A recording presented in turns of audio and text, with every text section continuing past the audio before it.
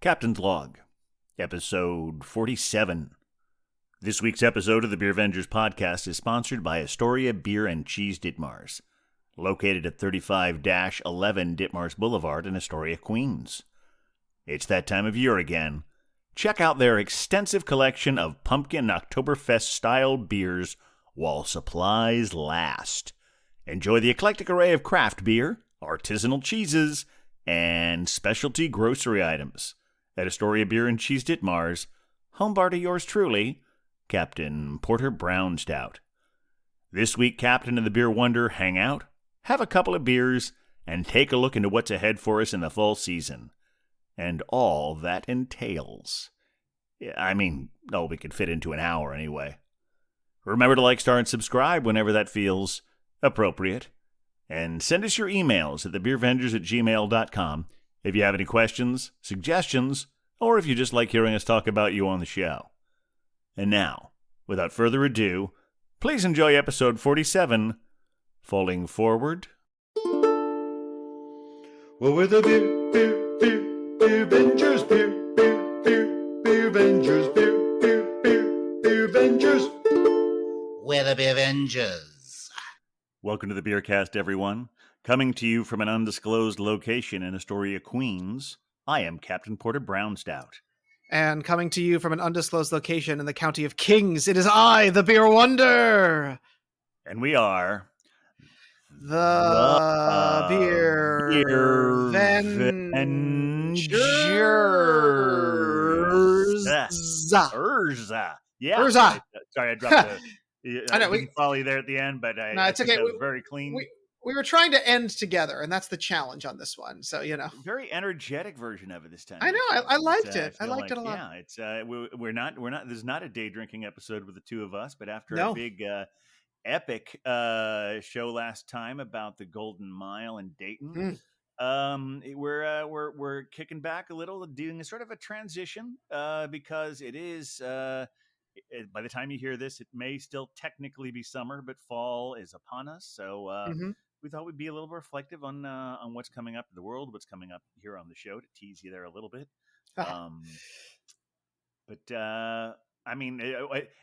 Any thoughts on that, Beer Wonder? Oh, it's you get back in, school starts, and it's like a whole new time of year. So it's nice to be reflective on the times that we have had in the summer, but now the times that we have to look forward to in the wintertime. Exactly. All right. So before we get too reflective, let's get more reflective and get maybe a little something to help us be more reflective. Always. I think that means that it is time for the pours. I would agree. And Captain, we had such a struggle last week. Yeah, I really do. I know. I do feel like you should go first, as almost my penance to you. I feel like you should go first. Well, I don't think you need any penance, but I would never disagree with our resident arbiter of politeness. So I will certainly happily go first because what I have here is a sponsored pour. That's right. It's a sponsored pour from Astoria Beer and Cheese. Now they're at 3511 Ditmars in Astoria, Queens, right? In Astoria, Queens, where you and I had lunch the other day. We did. It was very exciting. But I don't want to get ahead of myself before I do any of it. This is a new brewery for me. And I think only our second ever beer from Rhode Island. Oh, that's exciting. From Warwick, Rhode Island. This is Proclamation Ales, and it is Bros Oatmeal Milk Stout. Oh, Bros, like B-R-O-Z-E. without the N, so I don't know if it's pronounced Bros, because if I say it brose, it sounds like another variant on rosé, and certainly not that as an oatmeal stout. But it's coming in at a healthy 6.5%. Ooh, bless it. So let's see what we got here. Gorgeous crack. Now, oatmeal stout. So we've got more protein in this beer because of the oat. Exactly. Yeah, so this should be a fun one to watch pour. Yeah, it's pouring nice and thick, but we're getting head production instantly, and that head is clearly already building up and sticking around, which is kind of exciting. It means there's good protein in here. I bet there's going to be a nice viscosity and thickness to this beer. And for a beer that's like that dark and that rich, that is a good amount of head. That's a beautiful looking beer. Well, thank you so much. I'm looking forward to seeing what you have there, Beer Wonder. Well, I mean, to the shock of everyone, this week I also have a Sponsored pour. Very good. A yes. sponsored pour from Astoria Beer and Cheese Dip Marts as well. What a not coincidence. What a not coincidence, exactly. But I know that you're like really branching out right now. But in the spirit of fall and our changing seasons, and also just it's been a hot second. Well, actually, not that hot a second, but at least since I've had one of theirs in a can, I figured I'd give some love to our friends at Big Alice Oh, because they're so good. I know they're so good. I've been enjoying their Kings and Queens, or I will be enjoying their Kings and Queens of Bavaria, which is a smoked lager in collaboration with Kings County Brewers Collective and the Beer Trekker. Excellent. Excellent. Yeah, I think I've talked about this one on the show before, but we've never had it. We've never I don't featured think we it on the have. show. No, but it is Yeah. a delightful beer, so I'm looking forward to it. So let's get this open. Oh, Ooh, it's a beautiful crack there. It's Yeah. a freshie. Oh, and I've got my Astoria beer and cheese glass. So Oh, perfect. Mhm. There we go. Oh, so yeah, it's very light. Got that almost like Mhm. straw color thing going on there, but it's also, I know it's got that smoky flavor there too. And it's Very got good. got excellent head production and retention, at least right now. Yeah, mine is And almost gone at this point. I know, but the smoke is very intense on the nose. So this should be a Excellent. fun way to bring us into our fall season. Well, cheers, beer wonder. There you go. Cheers! Always a pleasure to spend an evening drinking with you. For me as well.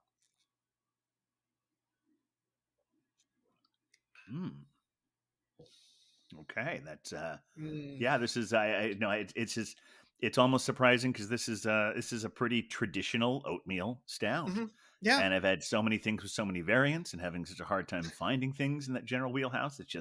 It's really reward. Definitely. Oh, now I'm feeling definitely very of a chocolatey flavor to it. Oh, It's nice. really Nice. nice. Yeah. Yeah. Um, I mean, I know we've talked about this beer before. I know that you Yeah. love this beer, but this is when I think about smoky beers. I mean, honestly, this is almost a beer for Huck, because he loves his Rausch beers and his smoky things. Now, But now for that was me, actually a question I have. Is smoked lager and Rauch beer the same thing? my understanding is that they're slightly different. Now, this is specifically a Okay. smoked Hellas lager. Which puts it in a slightly different category. German style Helles lagers basically is a malt accent that has sweetness and body and is using noble hops for its bitterness. So it's not an intense bitterness; it's got some sweetness. But the Helles part has to mostly do with the coloration. What's happening with this beer is in order to give the smoky flavor, they're using a malt that has been dried out over an open flame. Okay. Um, so that's what the production is. I don't believe it would officially qualify as a Rausch beer, but of course we can check that Well, for those next week's Germans are Stuckhouse. very particular about their rules for what you can and can't call things. Very much so, yes, which is lovely. But here's the thing: this is one of those beers where I drink it and I'm like, "Ooh, sweet beer! Someone dunked bacon in it." Is And that a positive or a negative oh there? no, it is the biggest positive because who Oh, doesn't want good. beer and bacon together? Like that's an excellent combination. The other thing that I just wanted to like throw out is we know, our friends at KCBC. We've had many of their beers on this show. You and I have, we've spent time there, Sure. etc. But that so they're part of the collaborative on this one. But the other collaborator is a Beer Trekker, and Beer Trekker is a photographer who works primarily with breweries to photograph their beers. And their can is a little bit different. It's got that like traditional Big Alice, the diamond shape with the thing and all the stuff around it. Right, right. But there's a photograph that sort of is on the back side of that one, and that was a photograph that was taken by Beer Trekker. His name is Miguel Rivas. He is the Beer Trekker, and he is the other inspiration for this beer. So it's sort of a different take on can art, which I kind of love because I can't quite tell where it is. It looks very like German canal feel to it, which I could absolutely see this beer sitting next to a German canal on a hot day, maybe having a pretzel with some beer cheese and some more bacon. Like I'm okay with that. That feels like a great use of an afternoon. But yeah, it's just a delightful, really perfect German beer coming in at a whopping 5.8, so you can have a couple of them. But it's classic. Now, do you Yeah, remember when you had this one, or? I did. I remember specifically because I'm a fan of the smoky. I don't see enough smoked porters around anywhere. So Right. that's one I used to always enjoy a lot. And hopefully now that we're getting into a more of a darker season, maybe some of them will turn up. But I do remember around the time that Huck had the Rauschbier from Mm. Evil Twin. And then shortly after, I took a trip out there and got it, and it was that particular one was not quite smoky enough for me. And then Oh I well. had the Kings and Queens of Bavaria. I'm like, yeah, this is what I'm looking for in a Yeah. smoked beer. Yeah. So I'm It is glad. a very intense smokiness. I mean, especially because people kind of wimp out on that one. I did bring Huck, and he had it on the show. Smoked cerveza from our friends over at Coney Island Brewing, which definitely was not smoky like this one. There was no bacon in that beer. It was like Yeah. a gentle campfire. Yes, How delightful. delightful. But you're warming up with this oatmeal stout here. How is that coming in at only 6 some odd %? 6.8. Yeah, well, no, I mean it's a respectable percentage for Oh yeah, a slightly medium plus stout. yeah. I would say it's well below what you generally see in imperial, Mhm. but really just about perfect for a classic oatmeal stout. The chocolate notes are very rich, not too sweet. And let me see. I got to check on that finish again. Oh yeah, always sip for science. Very good. Yeah, it's got a nice sort of little bit of a carbonated mouthfeel, but still a little bit creamy. It's Ooh, nice. it's really good. It's Yeah. funny. I've been doing some studying on well, actually, I was listening to the podcast that you were co-hosting last month, the Brews Less Oh yes. Traveled podcast, and I heard you talking about how generally speaking that the SRM, the standard.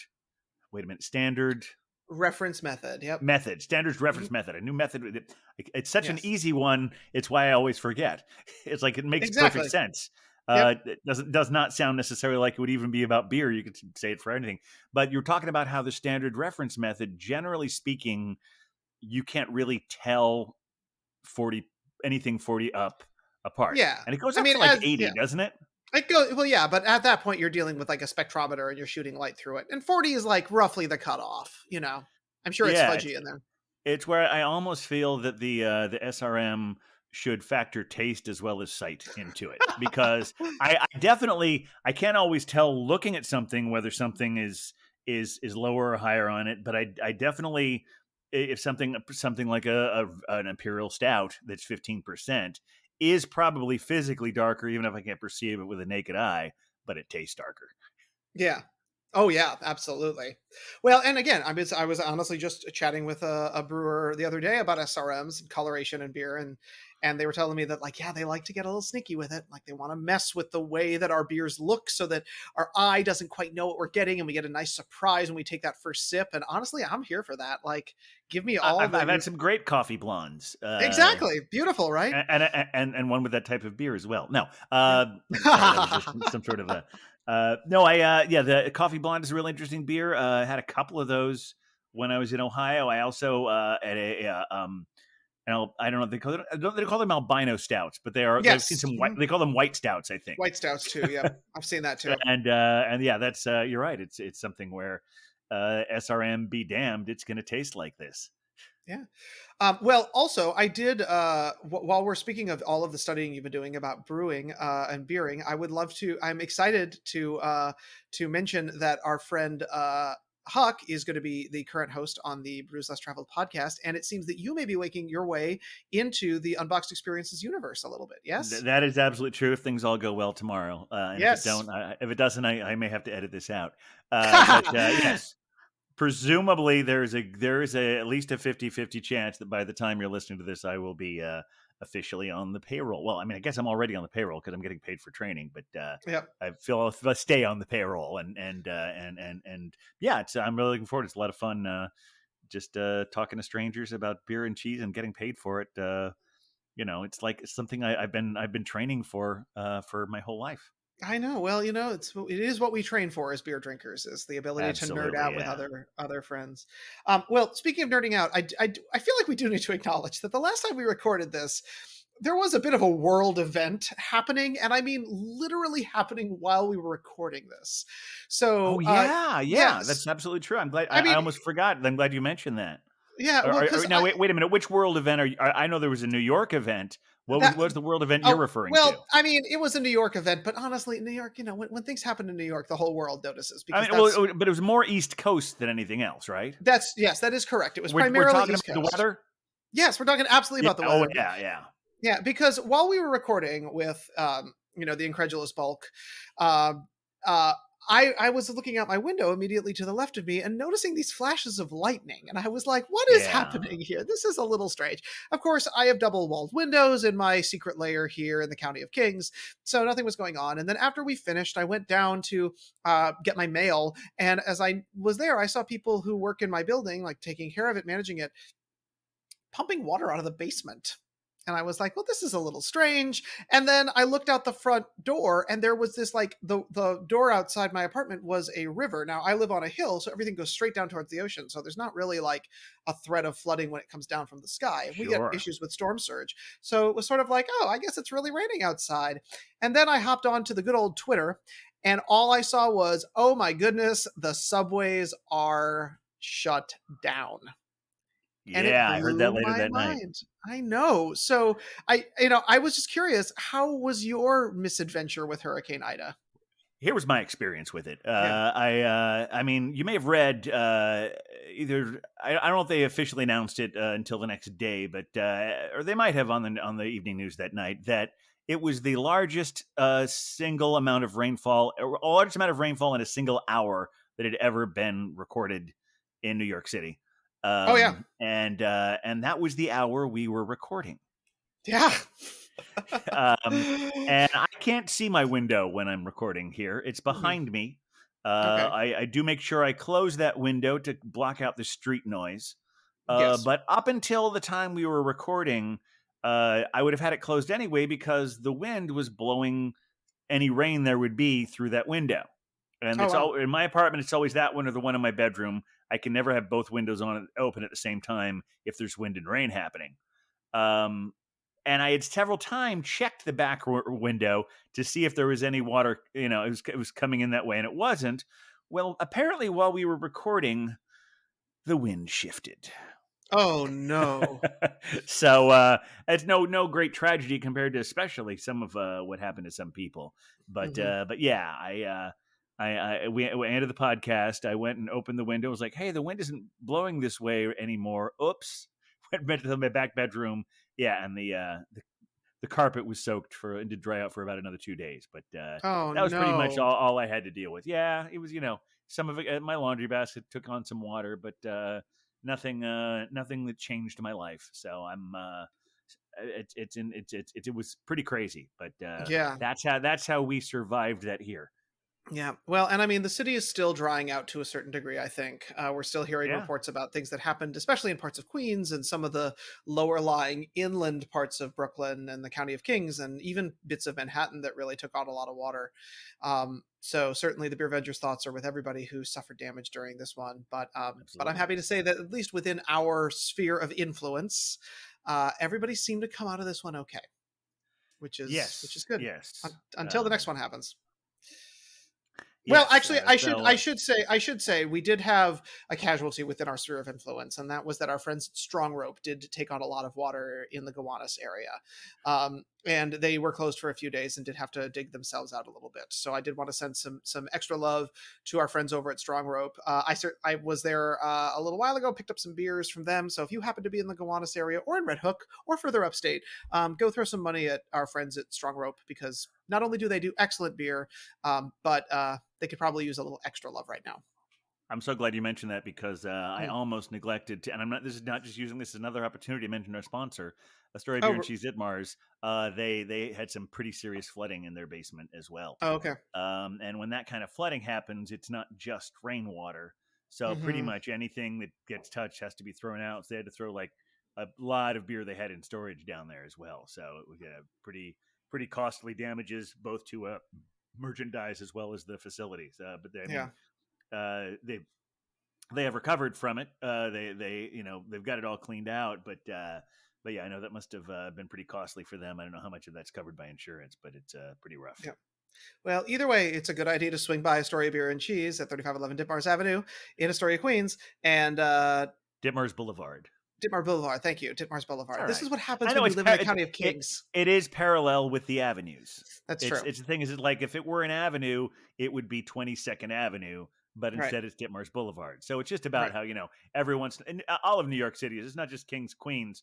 There are always some place like, oh, here it's called something else.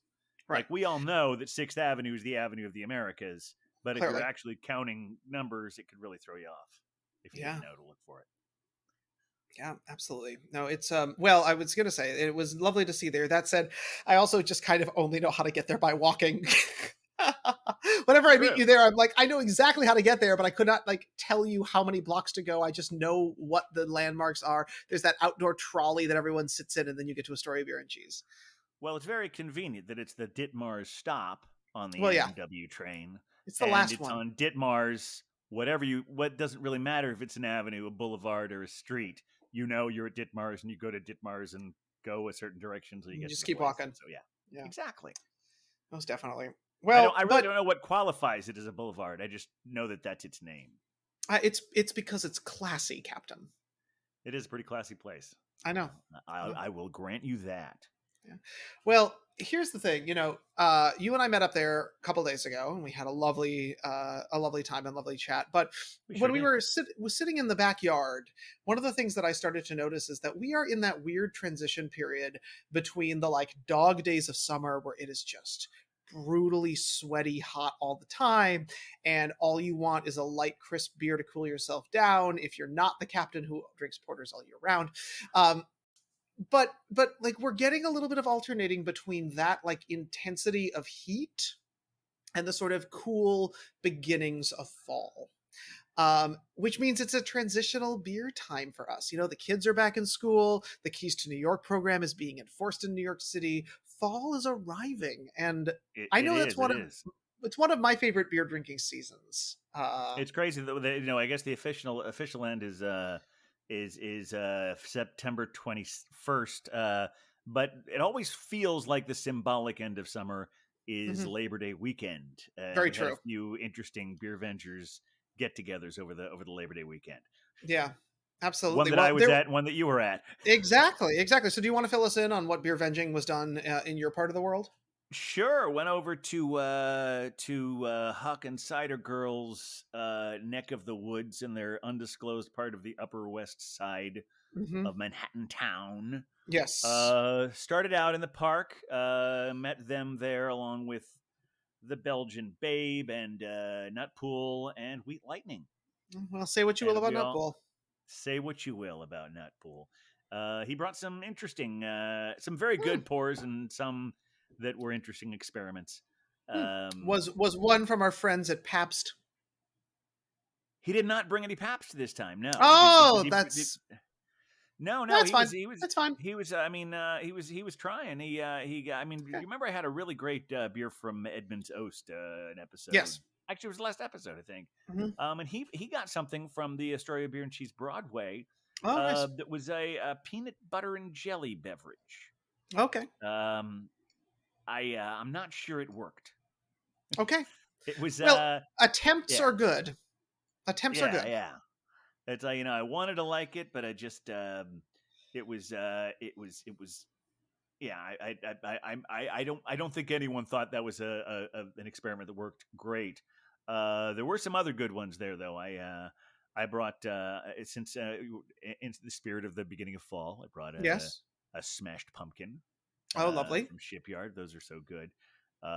Also, because Cider Girl is always there, you have to bring an offering to the cider host, and exactly. She's also fond of margaritas, and I found this fantastic. I don't remember the brand. I will remedy that. But it was a margarita flavored cider, and that was really good. That was a much more interesting experiment, as such experiments go.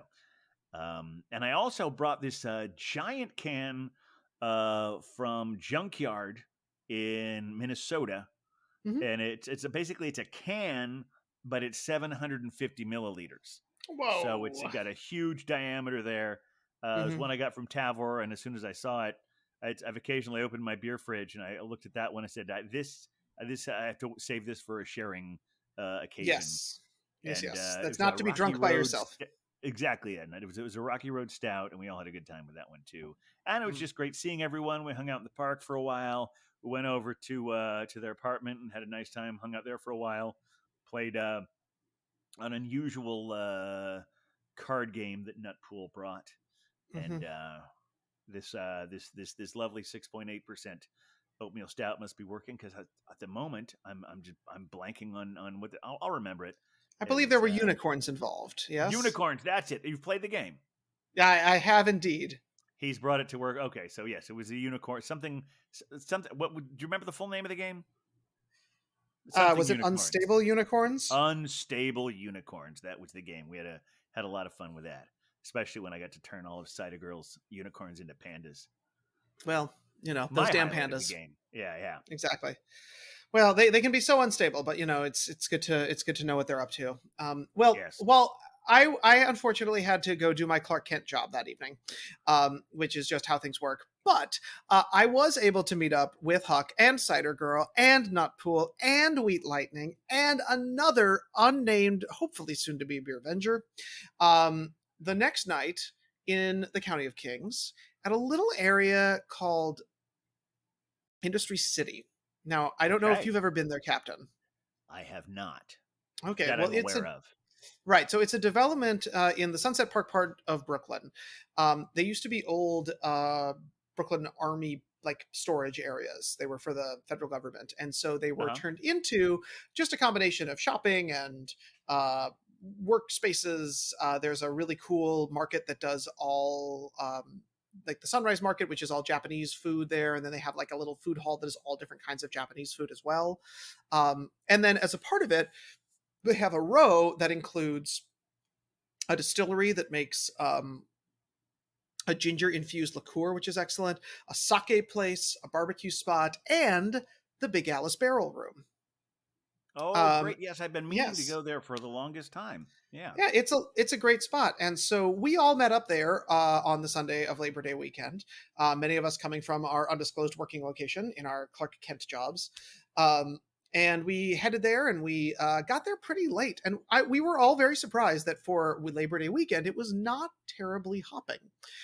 What's great about this space is that there's a bunch of places where you can go, and there's like lots of food availability and stuff like that. But they also have these big open parks in between the individual buildings, Uh-huh. and they consider it all one space. So if you get yourself a drink, you can go outside, walk around. You can even walk between buildings with your beverage. So it's sort of an outdoor space.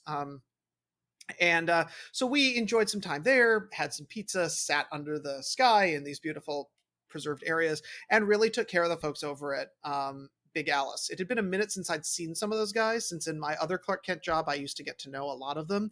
Big shout out to Eric, who is still behind the bar over there. Very Also, cool. if you go there, tip all of them really well, because they have been through. They've had a rough year. Like they've really pulled through and really done a good job building community in that space. But it's been hard. Chatting with all my friends there, I just wanted to like say great job on keeping community going even during the last 18 months, because they were just literally serving from a window at one point because that was all they could do to try and keep the doors open. But what I love about the Barrel Room is they do have a lot of their barrel aged beers going. They still had a number of things that were exciting, and I got to have one of my favorite Big Alice beers besides the Kings and Queens of Bavaria, of course, but it is their Sleep Now in the Fire, which is a beautiful smoked porter. Yeah. Yep.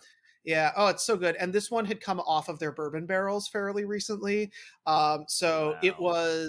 was bold. It was beautiful. It made me so happy. Because it's a beer that I just love and I had kind of missed. So it was great to go back and see those guys and to check in with them, to see the brewery dog that sometimes hangs out there. They have a new one, which is exciting, and to just like say hello to the barrels and honestly drink in a beautiful space outdoors while the summer was lovely, with everybody. Big extra high fives to our friends over at Big Alice Barrel Room. It's a hardworking crew over there who've had a really rough 18 months, so we should definitely go and send them more love. Absolutely, we should. Yeah. Every once in a while, one of their barrel aged things makes its way up to the Long Island City one, because I know I picked up one of their barrel aged Sleep in the Fire, or Sleep Now in the Fire. Sleep Now in the Fire. Yep. So good. It is just a truly exceptional beer. It's the kind of thing that even as someone who doesn't fully love dark beers, I could drink it every day. Yeah. Yeah. It just goes Yeah. down so nicely and easily. But with this being the sort of like, oh, I did want to call out one more thing I did during Labor Day Oh weekend, yeah, which of yeah. course is separate beer venging, but it's my buddies over at Coney Island. Kelly, one Oh, of of my course. yeah, so I was working all of Labor Day weekend, including the day itself, at my Clark Kent job, and my gift to myself was that I decided to do something nice for myself every day. And so the Saturday of Labor Day weekend, as things were getting a little crazy at work, I decided that after work, I was going to take myself over to Coney Island Brewing, where I have wonderful friends who work behind the bar, and they're a wonderful brewery that has done great things. And I saw my favorite bartender Kelly there, and I said to her, tell me what I should drink. And she said, well, the Oktoberfests have come out. And I said, it's a little early. I don't know how I feel about this. And so I was conflicted, and I said to her, okay, what should I do? And she said, well, we have two. We have the Oktoberfest, which is just a very standard sort of like Festbier Marzen type style beer. And then we have our Freaktoberfest, which has coffee in it. Ooh. And I said to her, okay, well, what should I do? And she said, well, I don't know. And I said, well, what are you drinking? And she said, well, I'm kind of a basic bitch, so I go for the Freaktoberfest. And I was like, all right, well, here's the thing. She has yet to steer me wrong. If you ever are at Coney Island, make sure that you tip her well and also take whatever advice she gives you, because she's always excellent. And so I had the Freaktoberfest, and I got to tell you, this shit is good. This shit is real. It is a coffee infused sort of Oktoberfesty Marzen. It's got that good caramelized action happening.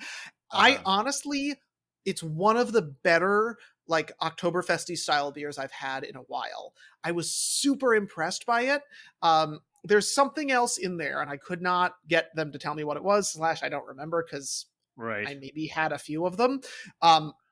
But I truly thought it was an exceptional beer. And honestly, one that I hope that they make a core beer, because I was so impressed by the complexity of flavors and the interest. It is not an easy drinker. It took me a while to get through two of them, but the flavor continued to develop over time. So excellent high fives. Great job, Coney. So happy that I get to continue to drink with you guys. It seems unlikely that they're going to put something that is meant to be a play on October into their regular rotation. Of course they will. But hopefully it will be a regular recurring beer at the very least. Yes.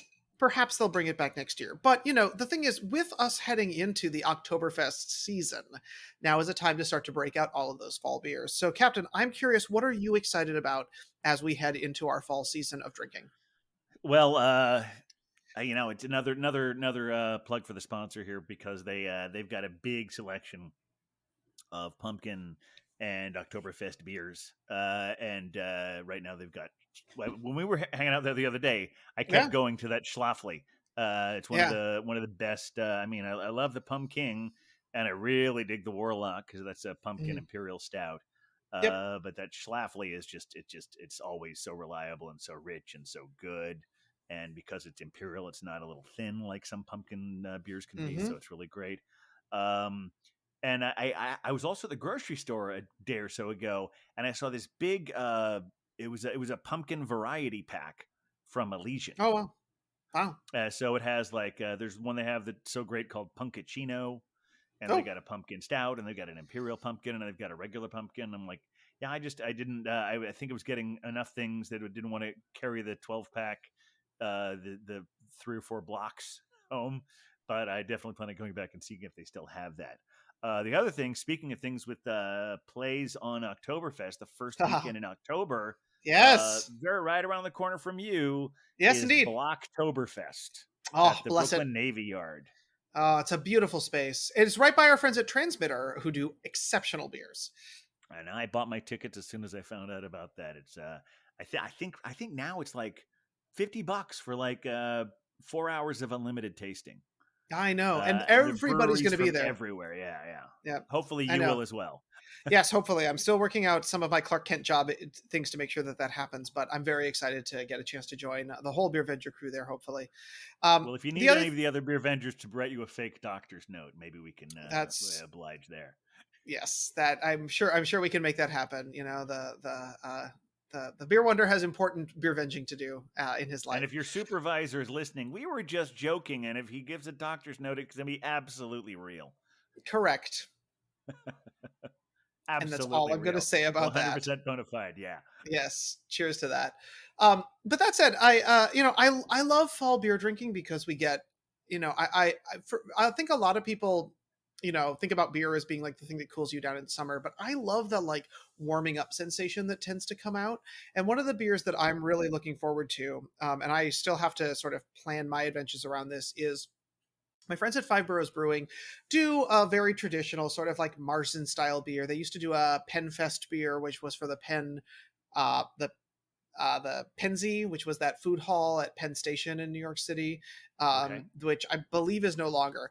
But one of my favorite beers that comes out around fall from Five Boroughs is called their Fest beer, and it is a very traditional, like German style amber lager that gives you that like caramelly, cinnamony, everything that you want around a traditional Oktoberfest kind of feeling beer. Which again, there is no such thing as an Oktoberfest. That is not an actual style of beer.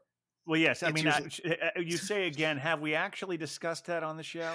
no. I I do know. feel like it is worth mention. It is Because I worth feel going most over. of what I've Yes. heard is in our. This is the thing, we don't know where the lines are drawn, and the reason it Mhm. seems like it's been oversaid is because it's a major talking point in the job that you do and that I'm Yeah. doing. But I don't think we've really talked to our listeners here about it. So please let quick version of that. Well, yeah. So what I will mention just briefly is that they make a fest beer. They do a fest beer that is a very traditional German style beer that, like, you would have with the flavor profile that you'd want at Oktoberfest. And it is my favorite beer, one of my favorite beers that Five Boroughs does across the board. I mean, I might love it even slightly more than my Tiny Juicy IPA, but like, we won't even get into that. But it's the kind of thing where I used to go when they put it off on tap, and I would see all the brewers lined up at the bar after their shift drinking the beer. So it's just an exceptional beer. But the reason it's so exceptional is that they're doing a really like traditional OG style of how this works. Okay. And historically, the style of beer that we think of as an Oktoberfest beer is usually a Marzen beer, Marzen, which stands for March beer. The history of Oktoberfest, of course, in 1810, Prince Philip and Princess Teresa, they got married, they have a big party, the Uh-huh. party extends, all that good stuff happens. But they wanted everyone drunk, and so they had the beer that everyone had at that point, which was the Marzen beer, which was a beer that was brewed starting around the 16th century. They set it up and they brewed it in March, and then they let it sit until the harvest was done, because in the summers in Germany it was too hot to brew beer. The yeast would not do its job. So the idea was that it would rest over that period of time. That beer became very popular. It started really into Oktoberfests in like 1818 when they added food halls and beer halls to the whole environment. And then once we got around like 1927, people started running out of beer because Oktoberfest tended to be too big a deal. So more styles of beer joined our Oktoberfest feel, where things like a Fest beer and a Marzen started to kind of bring things out. But generally, the beers that are served at Oktoberfest, besides being brewed by breweries in Munich and abiding by the Reinheitsgebot, are sort of a caramelly malt forward beer with a percentage over 6%. But that doesn't get to the heart of So this whole. Fest beer kind of is similar, just as lower ABV, generally speaking. Generally, so it seems that the transition that happened was that after we got past World War II, we started experimenting with more like reddish colored beers that get us into what we now consider a Marzen, but would push us more towards that Fest beer. But Okay. Captain, I know you were doing some research. It does seem that like people haven't decided if Fest beer is a style of Marzen or Marzen is a style of Fest beer, right? I think I think the two camps that I understand it are either they're different beers. They're both considered Oktoberfest beers. Mm-hmm. Everyone can agree on that. Yes, Uh, correct. I've not heard anyone say that Marzen is a type of Fest beer. I think Right. maybe it's because Marzen came first and Came Fest first, beer yep. was sort of an afterthought, and is brewed under the same rules and the same time and some of the same ingredients Mm-hmm. that Fest beer is perhaps to some considered a type of Marzen. Right. Yes. So there tends to be overlap, but when you get an Yeah. Oktoberfest, generally you're getting something that's still going to fit in that same almost caramelly, um, profile that you'd expect from a Marzen or a Fest beer. Right. And so, but the style Oktoberfest does not exist. So sorry. Yeah. I mean, it's great branding. It's great branding.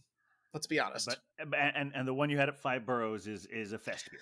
Is a Fest beer, and it's one of my favorites because they do it very well. It's very specific. There's a good caramel note to it. There might even be nutmeg in there. You never know.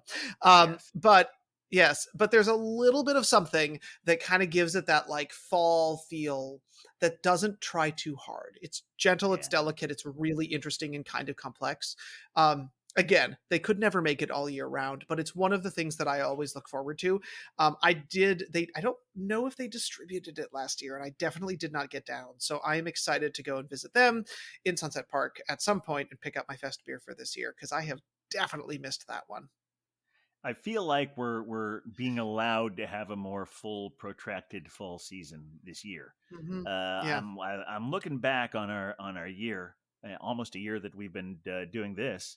Mhm. Uh, we've been doing it for longer than a year, but our first Well, correct. episode was released on October 1st of 2020, but we'd been recording for Wow. a month or so before that. Any case, though, we're coming up on our year, and what we were talking about when we did our pumpkin show last year Mm, was about how we got it in by the end of October, but all the pumpkins kind of seemed to be gone because they had come out so early.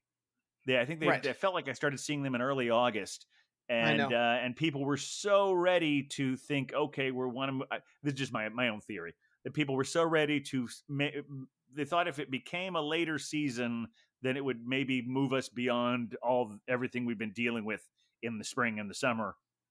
And so by the Right. time you got to mid October, you could barely find any pumpkin beers anymore. Yeah, it's Uh, true.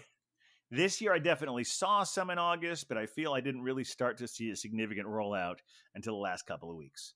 So Yeah. I think we're going to have those fall beers and be able to find them and enjoy them and all that. Yeah. See, I mean, I know this is a controversial opinion, but when it's 83 degrees out, I can't do a pumpkin beer yet. I'm just not ready. Like, I'm excited. Don't get me wrong. I want those pumpkin beers because they're delightful, but like, it's still too early for me. Well, I might feel that way. I can see that, even though I've had a few Warlocks in the last week Mhm. or so, and I've had those Schlaflies. Yep. But what about something like a Pumpkinhead, like Shipyard Well, Pumpkinhead, I mean, because I it do has those enjoy that. flavors, but it's kind of a very light bodied beer. Right. Yeah. For me, I think it is the depth of flavor, the intensity of the The flavor, beer, oh the yeah, mouthfeel, the richness of that is still challenging for me. Like again, this delightful smoked lager that I've got right now still feels appropriate, but it's giving me the like warmth of a campfire, so it's warming me up. sure. But when all of a sudden the beer makes the internal fires go and it heats me up and it's 83 degrees outside and I'm sweating profusely, this is not my ideal. But that also, and again, that's a New York City problem. That's a Gotham problem because it Yeah, still stays hot in September for us. Where yeah. I I mean, can, we had a week or so where it looked like after that torrential rain, it seemed like things were starting to go down a little bit. Now we're dealing with the whole bit of an extended summer Mhm.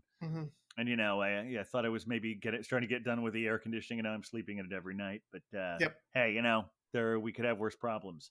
of course, of Um, course.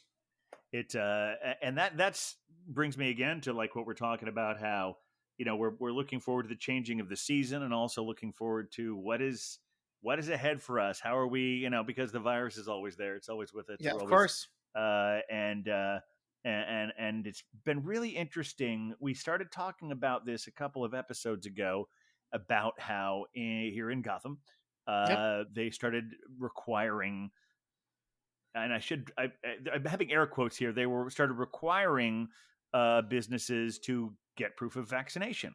yep, They deliberately, in good faith, they decided we're not going to enforce this for a month, so you guys can get used to this. You people, right. you businesses, you genderless pronoun of your choice, can all get Yes, used to this, and you can figure it out. So by the time we start enforcing it, you'll know what to do. And so, of course, many businesses here decided that meant, well, I guess we can get away with not doing it until that date. right. Uh, I'm not going to call them out here. If they continue the bad behavior, I might. But it was always a little disappointing to me when I went to a place and they said, "Oh no, we don't need to see your card." Yeah. And the Well, places that were way ahead of it, it made me happy to show my card. yeah, most definitely. Well, I'd love to call out a couple who are doing it right, Excellent. because I think that's an important thing to do, to give kudos to places that we want to support who are really being proactive in this way. So first and foremost, I want to have a huge shout out to our friends at Evil Twin, who are not taking this lightly. So I went on a secret mission for the captain a bit back. Very Yes. important stuff, which was a secret takeaway mission, meaning I was not spending time in the facility. So the current requirements in Gotham are that if you are going to dine indoors or drink indoors, you do need to show proof of vaccination, at least one shot, in order to be allowed to do that kind of thing. So I went up to the bar at Evil Twin here in Dumbo, and I said, "Hey, I'm going to do a takeaway order. I want to grab a couple things from the fridge. I don't see them in there. Do you guys have any of this beer behind the bar?" And they said, "We do, but before we can serve it to you, we would love to see your vaccination." To which I said, "Absolutely. It would be my pleasure to show you my card." So I gave them the card. They gave me the beers, and I said, "Thank you." And they said, "Oh, you're not staying?" And I said, "No." And they said, "Okay." And I went away. So high fives to them. Of course, I have been there in person since then to have beverages. They do, one of the things that they do that's great is they open up the windows so you can kind of like sit indoor outdoors if you want to do that, which is awesome. But they're still checking cards before you can order. And I think that that's great. It's kind of like, getting your ID checked for your age or whatever, by a bartender at any other bar. So huge high fives to Evil Twin. The other place that I wanted to give major high fives to are our friends at Randolph, Oh yeah. who have signs out front that say "Vax check ahead." And they have a little station where the host will indeed check your vaccinations if you choose to eat indoors. Now, if you're eating outdoors, of course, not required, but they have made it a really comfortable process. Today, I did go to get takeaway beers, and they asked me if I was eating indoors or outdoors. I said, "I'm getting a beer to go." And they said, "Oh, you can just go up to the bar, but please keep your mask on." And I appreciated that reminder as well. The Yeah. bartender had a mask nearby, put it up right when I went to go and ask him. He grabbed the beers from me, I bought them, and I headed out the door. So major kudos to Evil Twin and Randolph for really taking this seriously and allowing us to continue to enjoy going out and having beers and engaging with our favorite places here in New York City. And really making that good faith effort to use the grace period to figure out the best way to do this. Hmm. Astoria Beer and Cheese, Ditmars has a really great thing that they weren't doing from the beginning. From the beginning, yes, they were from the 16th. They were requiring to see the vaccination to eat inside, but Rick White, the proprietor over there, figured out an even better way to do that because there's a lot of regulars there. Most of the people Yep. who go there are people who go there a lot, and he didn't want to have to bother them with checking it every time. So he created a special list Oh, nice. that's kept behind the bar. And the first time you show it, they write down your name, so they have a record that someone in there has seen your vaccination card. So from that point on, all you have to do is say, say your name, and they look it up and come right on in. Yeah, that absolutely. I mean, and that's great. I love the fact that places are willing to support their regulars in that way, and that we're Yeah, continuing to support our favorite locations. But that said, their backyard is so nice. it really is. Yeah, I mean, Look, I've sat inside like what recently. Belgian Babe and I were there, and we mhm. sat inside because it was our only choice because the backyard was full. And we Oh said, wow. okay, I guess we'll have and by the end of the evening, we said, oh, there's an empty table. We'll go out and hang out there because yeah, they've got the best. It's so cool. Especially because they still have those plastic partitions inside. Yep. Oh yeah. No, I mean, and again, I'm glad they're staying safe. I feel like Rick, of a lot of, I mean, there are many proprietors who've done this, but Rick especially has done a good job of consistently being safe throughout this whole experience. Absolutely, him and his whole So, staff, they've been great. mhm. Yeah. So, do you have any since we're talking about looking for our fall preview as far as what's coming up for us? Do you have any special plans going forth for your fall? Well, I do have a sort of fun thing to announce, and I'm hopefully going to be able to do some reporting from the West Coast because some of you may know that my roommate, Ethan, hosts a virtual game show called Who Wrote This Shit, which Yes, you my can roommate see Glenn has been on it a few times. a few times indeed. And Always had a good time when he's on there. He's told and, me. and been quite successful at it. I will add, but and is always enjoyed in the chat when they play along. If you want more information, go to www.tslive.com. However, the show has been booked for a number of shows in Sacramento and Benicia, which are all sort of in the Bay Area in California. So in the latter part of October, I'll be headed out there to make some people happy, do some comedy, and also probably enjoy a good beer or two. So I am very much looking forward to that as the world continues to kind of open up a little bit. So I'll be doing some reporting from the northern part of California. Is there anything And that you're looking forward to, Captain? well, shortly after you get back, I think I'm gonna be heading to a more southern part of the state. I'm actually. It's funny. There's a wedding that haven't bought my plane tickets, but I've been procrastinating. But I'm going to do that. Uh, well, partly because the way the world's always changing. You don't know if like all of a You never sudden there's know. going to be a. But now we're getting close enough that I'm probably going to commit to it. And the wedding is right like halfway between San Diego and LA, or sorry, but yeah, between San Diego and LA. So Yeah, I yeah. figured since there's so many great breweries there, I'm just going to fly into San Diego like a week out and visit as many breweries there as I can. And I've enlisted the help of our friend, fellow beer venger, brew guy Phil, to Nice. give me all the best information about where to go there, and he's been very helpful. I will not be able to go to all of the places he suggested, No, but I hopefully a high enough percentage that I'll have a list of places. I'll have a reason to go back again, so that'll be great. So I'm looking forward to my absolutely. official research trip to San Diego. Also, as far as things coming up, we've got some great shows coming up. I We don't want. do. I'm just gonna tease it a little bit. Yeah, I think you should. I'm not going to give you any specifics, but we promise we will have some of your favorite beer vengers who you've heard on here before. Maybe Nutpool as well. Perhaps. See, but say what you will. I mean, Some of your favorites and Nutpool. That's and also we have some really exciting guests that I'm not going to tell you who they are. They're no. people who I have great respect for, and we've talked about here, and have been hoping, and I reached out to them, and they've been very gracious, and hopefully we'll have those people on very soon. People who have been very inspirational to us. I know. Is that Well, enough? Is that enough of a tease? I think that's enough of a tease. But here's the thing: we got a very exciting lineup coming for the Beer Vengers as we move into this new season. But Uh-huh. I would hate for our passionate followers not to know what's going on in the Beer Venger sphere. So if folks want to keep in touch with us, what's the best way for them to do that? Well, the most direct way is just email us at thebeervengers@gmail.com. I know Mhm. that you some of you younger listeners may not be into the email as much, so we've been doing our very best to follow the stuff on the social media as well. Exactly. That's We at we the do Beer like Vengers. the DMs are a good time. Hit us up. Sure. I was. Oh, that's something I meant to talk about. Thank you for reminding me that. Yeah, there was a great thing that I know that we sound like we were wrapping things up, but I I know, had a but no, this great. is important. It was. Speaking of the It was a socials. whole lot of fun. So the whole week after our last things, as some of you may know, we always try and put as many pour pics as we can on our Instagram feed. So I Mhm. put the one that the incredulous bulk, aka Dr. Bruce Beer Nerd, he had a wonderful blueberry milkshake, blackberry milkshake IPA from Listerman's, and I posted it and identified it, and I got a direct message from them saying, "Hey, I just saw this. I don't think that's the blackberry beer." And I said, "Oh, well, I'm pretty sure it is. He got it from we got it from the barrel house. They put it in that bottle and said, "Oh yeah, the color looks weird." And so then I texted the doctor, and he said, "Yeah, the color does look weird on the picture. It didn't look like that in person. There must be something wrong with my camera."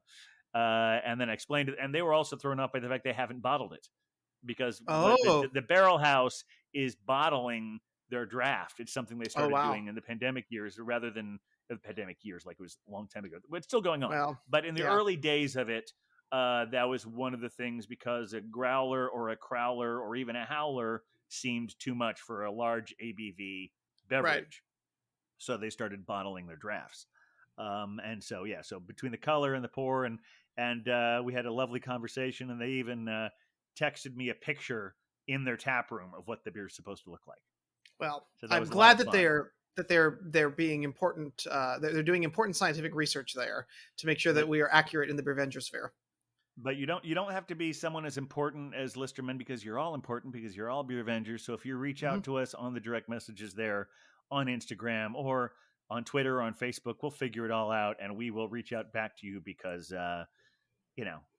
just enjoy the conversation. It's nice to know. It's nice to get the feedback from you out there, and we like engaging with you. We like our fans. Yes, we do want to say a huge thank you to our friend in France. Oh yes, we have someone in France. I assume it's the same person that about a few months ago we got 20 downloads of different episodes from one person in France, and then last week we got another 20. So presuming if you are out there in France, if you want to drop us a line, it would be great. We would love to start that conversation, because we want to know how you found us and how you're liking these massive binge listening things you seem to be doing. Yeah, and also the captain and I have sort of French adjacent experience. Let's put it that way. We would be, I used to pretend to be. We used to pretend to be French for a living. Exactly. So please reach out. We're fans of the French. So we would love to hear from you. And what your fall beers are. And also, I will say that if our French friend does do that, I will tell you directly what that coded message just meant about what pretending to be French was, and we did it with all due respect. Yes, love and respect. And it was all very specific, but yeah, I guess we'll leave. I've actually mentioned what that is on the show before, but and some people who are listening will know this, and I enjoy preserving what little air of mystery we can. Well, because the more we drink these wonderful high ABV beers, it's harder and harder to maintain the mystery. So we'll cling to whatever we can. I think so. Anything else for our fall preview? Have we pretty much covered it? I mean, there's a lot of good stuff coming up, so make sure that you subscribe on wherever wherever you listen to podcasts. Follow us on those social medias, and also let us know what you're drinking right now, because I guarantee you, if you contact us, we will call you out in the most positive and wonderful and happy way. Because we love each other, and we love all the Beer Avengers out there, even Nutpool. Let's just say that it's sometimes we love him in a concerned way, but we love all our Beer Avengers. Thank you for listening. Thank you for continuing to, and we will see you next time. We're looking at doing this every other week for the time being. So hopefully that's often enough that you won't forget about us, and we will we'll see you the next time we're here, or you'll hear us, or something like that. All right. Oh, look, there's Huck. Huck, would you do the... Oh, hi, Huck. Hey, why don't you play us out, Huck? Thanks, everyone. Good show. With the beer Avengers, beer Avengers, beer Avengers. We're the Beer Avengers.